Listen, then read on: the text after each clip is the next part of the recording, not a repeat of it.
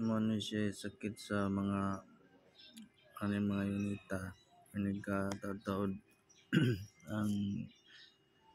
ang kompresor nimo nga samtang dagan ka nga mainit na ang makina, mainit na dito sa engine room niya, mo disengage ang imong clutch sa imong compressor kay taas dako siya og gap mo expand ma metal basta init unang kuhaan nimo siya og kining gitawag na mga spacer, kuhaan nimo siya og washer para moduol ang gap balik aron nag-init nag-expand niya sa metal dili na kayo siya layo aron di siya maundang og trabaho. So